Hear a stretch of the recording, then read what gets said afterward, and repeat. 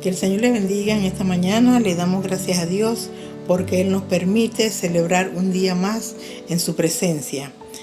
Vamos a orar para que el Señor nos ayude en este día, ¿verdad? A todos los que están en casa también le damos la bienvenida.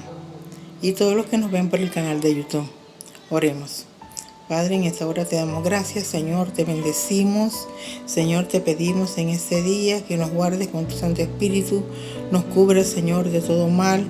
En esta hora te damos gloria, te damos honra, alabanza, Señor, te bendecimos. Mira los que están en casa, los que nos ven, Señor, por la televisión, por los canales de YouTube, Señor, ayúdales, Padre Santo. Sé propicio, Señor, a su necesidad, Padre Santo. En el nombre de Jesús te damos muchas gracias. Amén.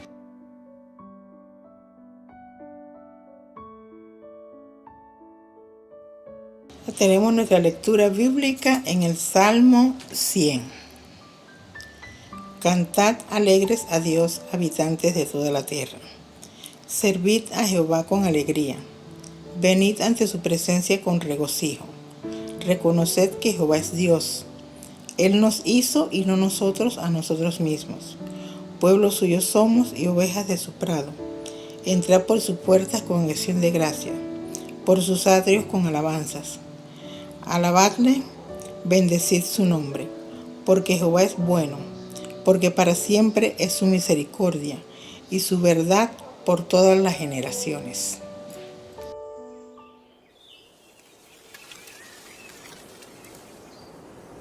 La historia de la Biblia inicia en un jardín donde Dios y los hombres viven juntos. Y los autores bíblicos quieren que consideremos este jardín como una especie de templo. La parte superior es el lugar más sagrado, el lugar santísimo, donde la presencia de Dios es más intensa. Y es ahí donde está el árbol de la vida. Entonces, ¿qué sucede con este árbol? Pues representa la vida de Dios y el poder creador que es hecho accesible a otros.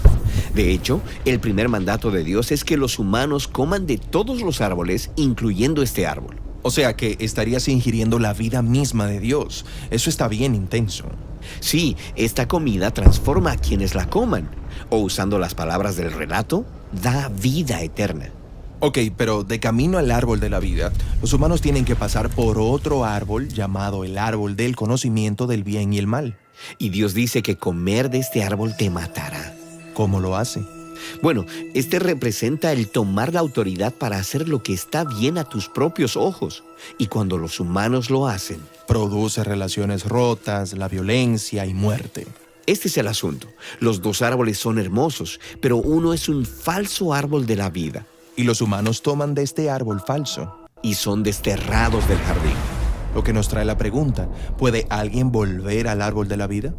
Pues más adelante en la historia nos encontramos con un hombre llamado Moisés y él se encuentra con Dios en un árbol del desierto, en la cima de una montaña. Ah, quieres decir en la zarza ardiente, donde a Moisés se le dice que está pisando una tierra santa. Sí, se trata de una planta en una montaña irradiando la vida y el poder de Dios, justo como el árbol de la vida. Y Dios le dice a Moisés que traiga a su pueblo a esta montaña para establecer un pacto. Y este pacto les obligará a tomar una decisión. ¿Seguirán a los dioses que ellos crearon o recibirán la vida del Dios verdadero? Y en este momento de la historia, ellos dan su lealtad a un ídolo. Y este es solo el primero de muchos. La historia sigue mostrándonos cómo generación tras generación se van detrás de los ídolos creados por ellos mismos. Y estos ídolos usualmente son colocados en lugares altos, como en árboles hermosos. Pero son falsos árboles de vida que llevan al pueblo hacia la autodestrucción, el exilio y la muerte. Es como si el agarre de la muerte sobre nosotros es demasiado fuerte para resistirlo. ¿Acaso hay esperanza? Pues vayamos ahora a la historia de Jesús. Él vino a anunciar que la vida eterna de Dios estaba disponible una vez más a través de él. Así que Jesús piensa de sí mismo como si él fuera el árbol de la vida. Sí, eso es lo que él quiso decir cuando dijo que él es la vid que trae la vida de Dios al mundo. Y Jesús invitó a las personas a comer de él. Sí, él estaba invitando a las personas a confiar en él y a ser transformados por su vida. Pero Jesús puso en evidencia cuán corruptos son los humanos y cuánto aman los falsos árboles de vida. Así que Jesús les presentó a las personas una nueva oportunidad de escoger entre la vida y la muerte. Y esta vez, ellos no solo eligieron la muerte, ellos también eligieron atacar a aquel que sostiene la vida. Sí, Jesús es llevado al tope de una colina donde Él muere en un madero. La cruz es el triste y violento resultado del deseo de la humanidad de hacer lo que nos parezca bien a nuestros propios ojos. El árbol de la vida ha sido vencido por el poder de la muerte. Bueno, así parece, pero Jesús dijo que Él era la semilla de la vida de Dios, que Él moriría en el suelo, pero que luego crecería para ser un árbol que daría mucho fruto. Así que, para vencer a la muerte, Jesús pasó a través de ella. Y ahora, este nuevo árbol de la vida está frente a todos nosotros. Podemos comer de él, pero esto implicará pasar por la muerte tal como Jesús, permitiendo que muera nuestra vieja manera de ser humanos, para que una nueva humanidad crezca en su lugar. Sí, Jesús dijo que Él es la vid y nosotros los pámpanos. Así que no solo comes de este árbol, sino que se nos invita a ser parte de él, ayudándole a producir su fruto para que su vida y su amor puedan esparcirse a los demás a través de nosotros. Y por tanto, la historia de la Biblia termina en un nuevo jardín, el cual es también una especie de templo con el árbol de la vida en su centro, proveyendo sanidad y vida para todos los que elijan comer de él.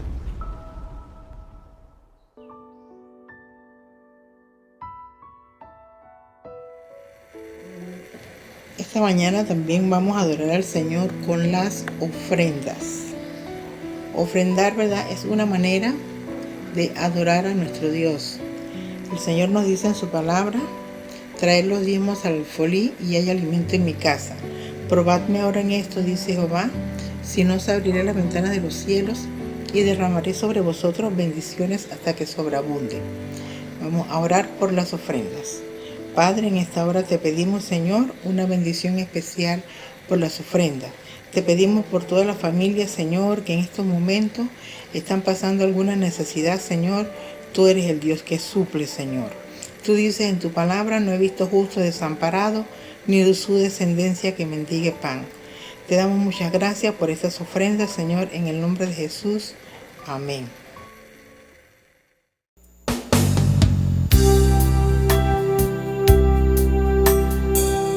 Gracias al Señor por este día. Alabamos y bendecimos el nombre del Señor Jesús. Vamos a adorarle en esta hora porque Él se merece toda la alabanza de su pueblo. Gracias, Señor Jesús. Te adoramos, te bendecimos, te exaltamos.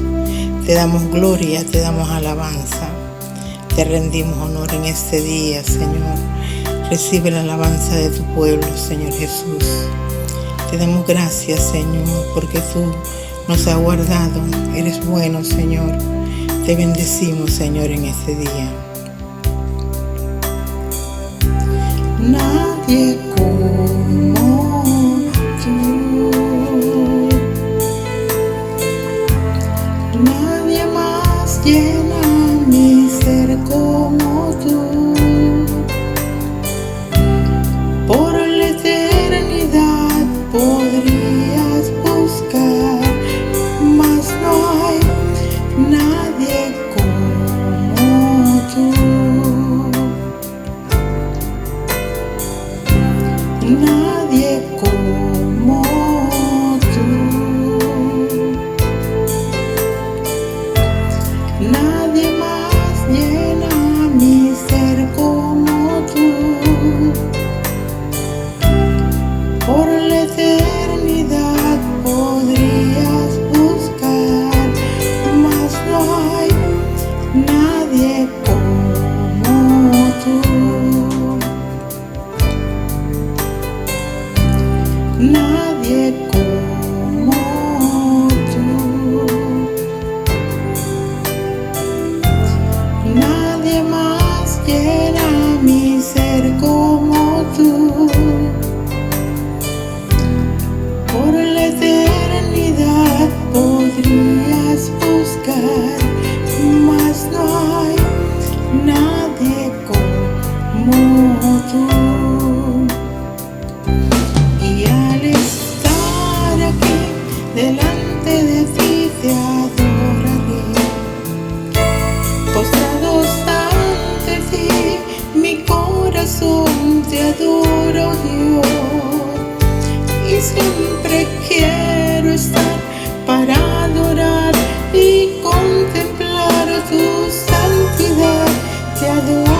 ti, Señor, te adoro a ti. Y al estar aquí delante de ti te adoraré. Postrados ante ti, mi corazón te adora, oh Dios. Y siempre quiero estar para adorar y contemplar tu santidad. Te adoro a ti, Señor, te adoro a ti. Y al estar aquí delante de ti te adoraré. Postrados ante ti, mi corazón te adora, oh Dios. Y siempre quiero estar para adorar y contemplar tu santidad. Te adoro a ti, Señor, te adoro a ti, adoraré. Adoraré a mi Señor, yo entraré en su santo templo para adorarle. Adoraré a mi Señor, yo entraré en su santo templo para adorarle. Conmigo bueno Él ha sido, su misericordia sobre mí.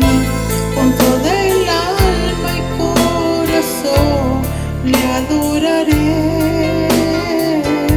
Conmigo bueno Él ha sido, su misericordia sobre mí.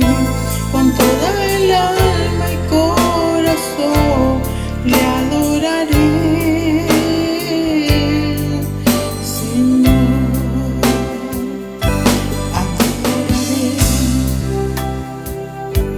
Adoraré a mi Señor, yo entraré en su santo templo para adorarle.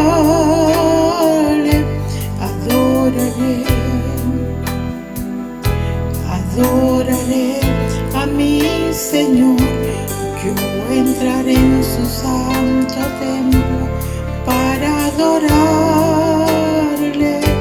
Conmigo bueno Él ha sido, su misericordia sobre mí.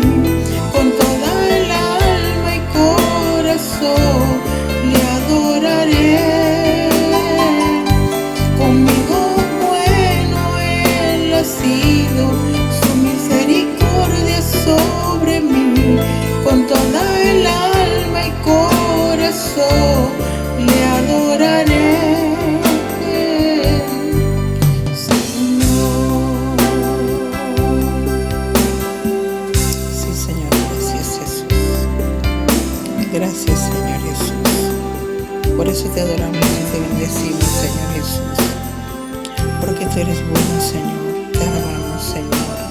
Te damos toda la gloria, la honra y el honor. Gloria a Dios. Saludos, amados, bendiciones. Qué bella oportunidad para nuevamente estar con ustedes, bendecirles de parte del Señor y compartir juntos la bendita palabra de Dios que trae vida a nosotros, nos fortalece, alienta nuestra alma.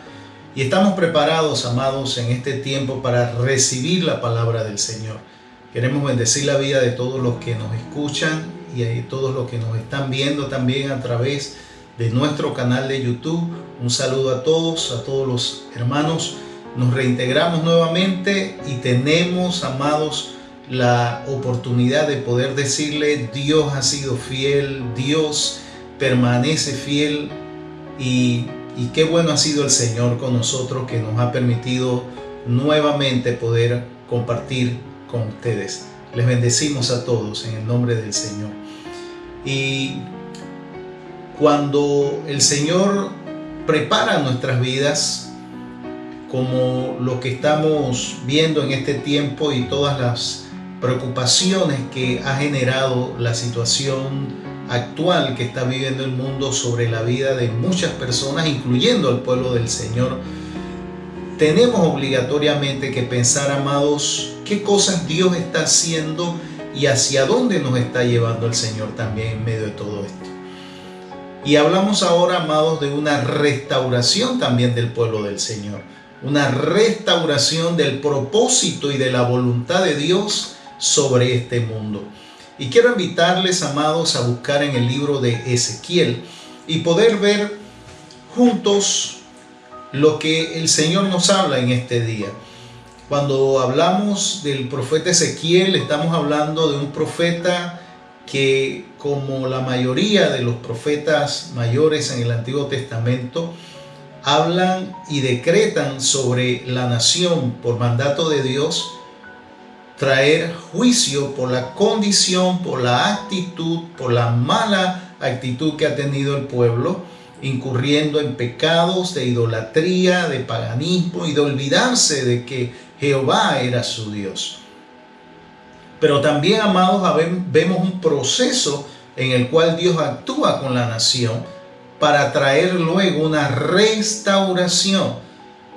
Así que no podemos pensar en Dios como ese juez ejecutor solamente, sino ese Dios que muestra su amor, porque por amor de su nombre, como nos dice en el capítulo 36, Dios, amados, trae restauración también sobre su pueblo, con la intención de que su nombre sea dado a conocer entre todas las naciones y que pueda el hombre reconocer que hay un Dios.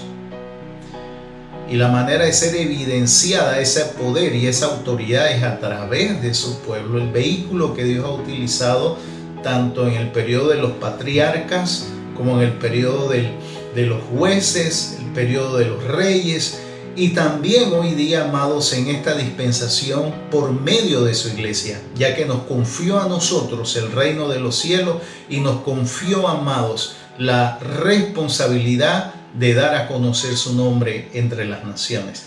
Ese es el trabajo que tenemos nosotros hoy como iglesia. Y en medio de esto, amados, poder revisar la necesidad de como iglesia ser restaurados nosotros delante del Señor. Y no solamente por la condición de pecado que se pueda tener en medio del pueblo del Señor, sino también, amados, de la manera que lo estamos viviendo y el mensaje que estamos nosotros compartiendo. Cuando la Biblia nos habla acerca del Señor, nos muestra también su grandeza, su poder y su autoridad. De tal manera que nosotros no nos queda duda, amados, de que la palabra, la revelación de la palabra de Dios se trata precisamente de Dios y de su reino. No se trata del hombre, se trata de Dios. Es un mensaje bíblico, cristocéntrico, que tiene que ver, amados, con la restauración de todas las cosas, como habló Pedro en el sermón allá en el capítulo 2. ¿Y qué significa restauración? La modificación de una cosa para ponerla en el estado o en la estimación que tenía antes. O sea, volverlo al diseño original.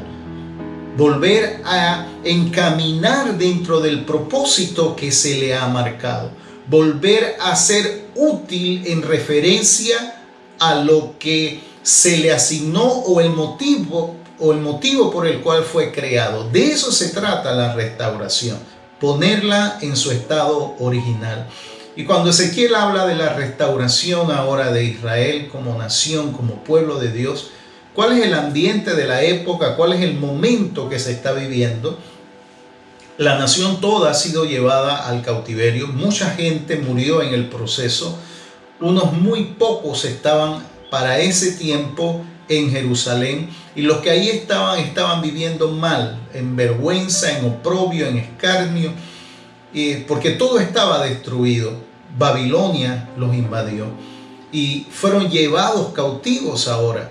Así que esos que estaban allá en el remanente, que empezaron, amados, a contemplar la necesidad, la grandeza de Dios, el deseo de volver a Jerusalén y al santuario nuevamente, se despertó en ellos esa hambre, pero también, amados, se despierta en ellos o estaban viviendo con dudas, con temores, dudas de que pudieran regresar otra vez a su condición, a su tierra, a la posición que Dios había señalado para ellos, y temores, amados, de no poder llegar o morir en tierras lejanas antes de que se cumpliera este propósito. Y Dios va a mostrar no solamente su poder, sino también que Él es un Dios confiable. Amados, podemos confiar en las promesas que Dios nos ha dado. Y de eso se trata. Y estando allí, en ese cautiverio, amados, Dios despierta el espíritu de Ezequiel, no solamente para mostrar y evidenciar las razones por las cuales le había llevado al cautiverio, sino también para decirles a ellos que había una restauración, que se prepararan, que se multiplicaran en la tierra, porque Dios los iba a restaurar nuevamente, los iba a poner en su lugar, el lugar donde Él les había llevado. Y como dice en el capítulo 36, tú, hijo de hombre, profetiza a los montes de Israel y di: montes de Israel, oíd palabra de Jehová. Así ha dicho Jehová el Señor: por cuanto el enemigo dijo de vosotros: Ea, también las alturas eternas nos han sido dadas por heredad. Dios empieza a hablarle al profeta y lo lleva a profetizarle a toda su creación, a profetizarle a los montes, a la tierra, al lugar. Y empieza a despertar también la confianza en medio del pueblo del Señor, para que sean fortalecidos también y entender que Dios les va a devolver nuevamente al lugar donde estaban. Y esa razón por la cual Dios lo va a hacer no tiene que ver con el hombre, no tenía que ver con el hombre, porque Dios les habla acerca de su gran nombre, el nombre de Él, y por causa de su propio nombre, Dios los va a restaurar ahora nuevamente a la tierra. Y como acabamos de leer, y Dios hablándole a la nación, en esta profecía, Ezequiel habla de la restauración de Israel como nación y el regreso a su tierra. Hay dos aspectos que tenemos que considerar. Uno, la restauración como nación, y la restauración a la tierra donde Dios le iba a llevar. Y como se le iba a devolver a la tierra, Dios también estaba actuando para tener el lugar preparado donde ellos iban a estar. Porque al estar ahí necesitaban también de la producción de la tierra, de la construcción de sus casas. Así que Dios no solamente los está regresando, sino que también les promete tener todo preparado una vez lleguen al lugar. Así que la restauración de su herencia y el lugar que Dios señaló para ellos es lo que tenemos nosotros que considerar en este momento. Y hay dos preguntas que surgen ahora, amados, para cada uno de nosotros. ¿Dónde es tu lugar? ¿Cuál es el lugar que Dios señaló para ti? ¿Dónde está ese lugar? Y una vez que lo descubres, allí debes estar. Porque no hay otro lugar que Dios haya señalado donde ha preparado su bendición. Porque así como les está hablando, no solamente como nación, sino profetizando sobre la tierra en cuanto al regreso al lugar de su herencia, el lugar donde ellos van a radicarse, el lugar que Dios señaló para ellos en Jerusalén, en Israel, en toda Judea. Dios preparó la tierra. Así que el lugar que Dios preparó para ti, Dios también, amados, lo ha convertido en ese lugar de tu herencia, esa herencia que debes conocer. Para los judíos, con el cautiverio de Babilonia, esto parecía imposible.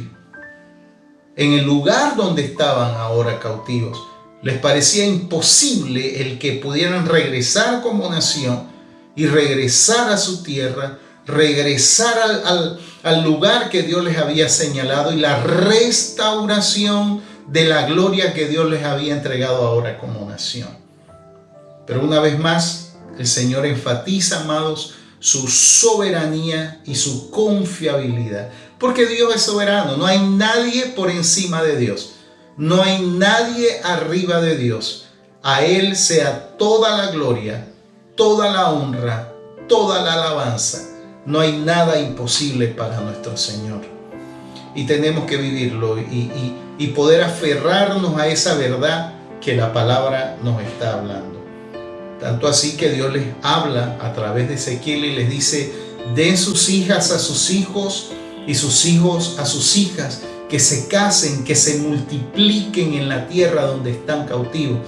Porque aún Dios, en medio de ese cautiverio, Dios los resguardó, Dios los fortaleció, Dios los multiplicó, Dios tuvo cuidado de ellos, porque les había prometido una restauración. Y la restauración de ellos como nación no estaba en Babilonia, estaba en la tierra que Dios les había entregado como herencia. Por eso es importante, amados, que nos hagamos esta pregunta: ¿dónde es tu lugar? Porque allí debes estar. ¿Cuál es tu herencia? Porque debes conocerla. En el capítulo 36 que estamos viendo, el verso 25 y verso 27, Dios prometió restaurar a Israel, no solo en lo material, porque no podemos hacer solamente énfasis en lo material. Lo material a veces suele ser efímero, pasajero, momentáneo, y al final, amados, todo lo material se va a quedar. Cierto que Dios ha prometido que las bendiciones nos van a seguir, nos van a perseguir a donde quiera que nosotros vayamos, dentro del propósito, dentro de la voluntad de Dios, porque Dios prepara, Dios te lleva a un lugar, Él tiene todo señalado, preparado.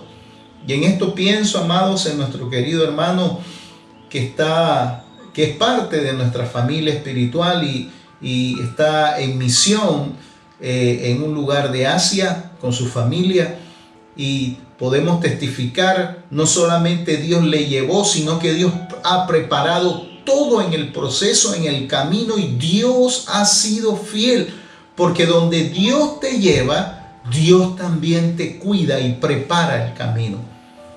Pero el énfasis no está en lo material. Aunque Dios nos sustente y Dios nos suple, Dios nos cuida, pero no es el énfasis, porque hay un propósito mayor en cuanto a la voluntad de Dios y el servicio a Dios. Y en ese ejercicio de hacer la voluntad de Dios, movernos a donde Dios ha señalado, amados, que debemos movernos, estar en el momento, en el tiempo señalado por Dios, eso responde a un propósito mayor, que es poder establecer el reino de los cielos.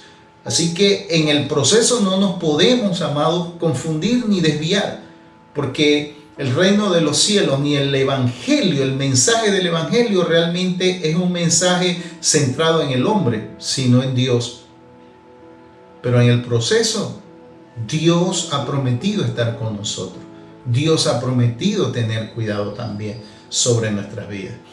Así que no nos desviemos del enfoque original que Dios trazó, porque estamos en un tiempo donde Dios está restaurando las cosas, y es importante que nosotros podamos enfocarnos dentro del propósito de Dios sobre nuestras vidas, porque eso responde a un propósito mayor dentro del reino de los cielos. Y como Dios prometió restaurar a Israel, no solo en lo material, sino también en lo espiritual, y para lograrlo les daría un nuevo corazón para seguirlo, y pondría su Espíritu Santo en ellos para transformarlos, conforme nos dice el verso 25 al 27, y darles poder para hacer su voluntad. Se vuelve a prometer ahora, amados, a través de Ezequiel, un nuevo pacto que Dios iba a establecer con los hombres, y que nos ha tocado a nosotros ahora vivirlo. Y en esa restauración y en ese proceso, en ese cuidado, no solo de lo material, sino también ahora de lo espiritual sobre sus vidas. Porque fue lo que precisamente llevó a sus padres a ese cautiverio y a la muerte de muchos también en el proceso. porque se habían olvidado de Dios y empezaron a rendirle culto a los Baales. Empezaron a seguir las corrientes de lo que vivía la sociedad de ese momento, la cultura de ese momento, y se olvidaron de Dios. Y en esa restauración, ese diseño, esa razón primordial, ese diseño inicial, ese propósito de Dios, tiene que ver, amados, con la grandeza de Dios y que la creación misma y todos los pueblos puedan reconocer que hay Dios a través de sus pueblos. Así que hay una restauración espiritual también en el proceso, y es lo que Dios quiere hacer.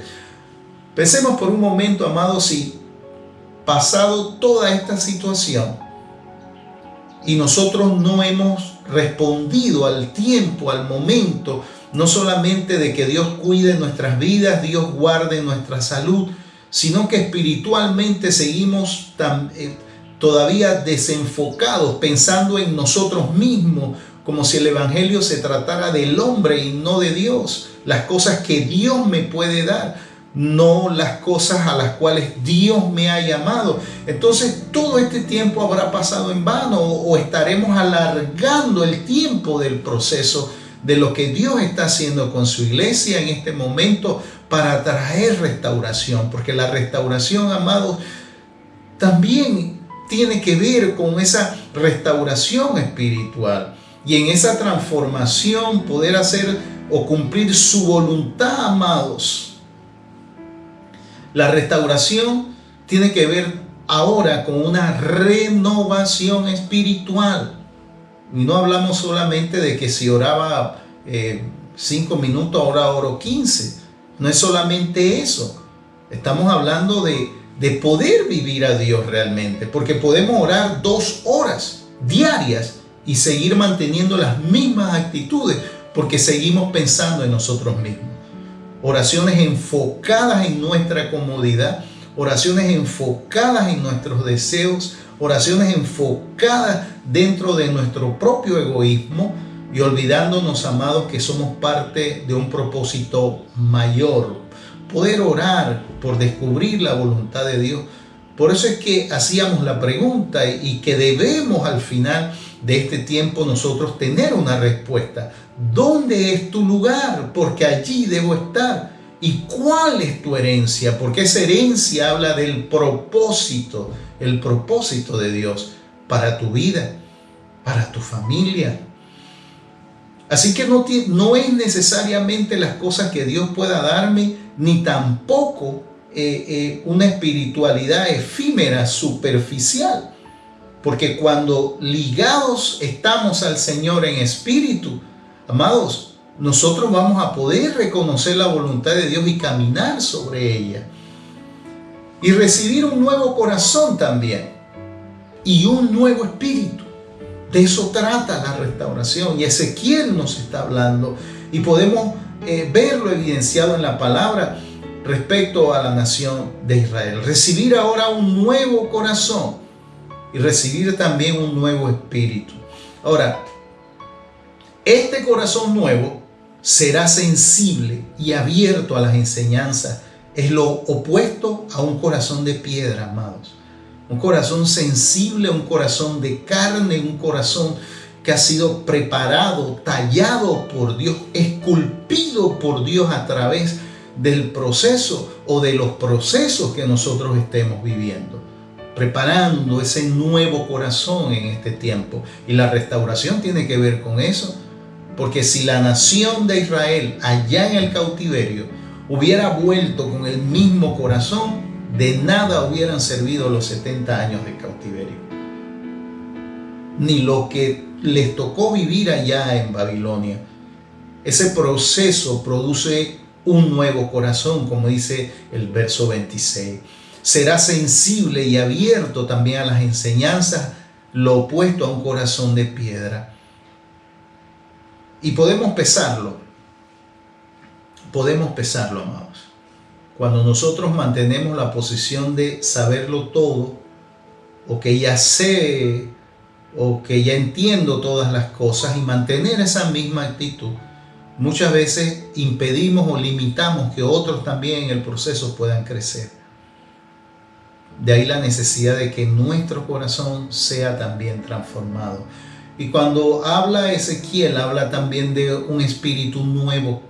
La transformación de la voluntad y el espíritu constituye el segundo paso dentro de la renovación. Tiene que haber una transformación de la voluntad nuestra. En este caso no de la de Dios, porque la de Dios es estable, es firme.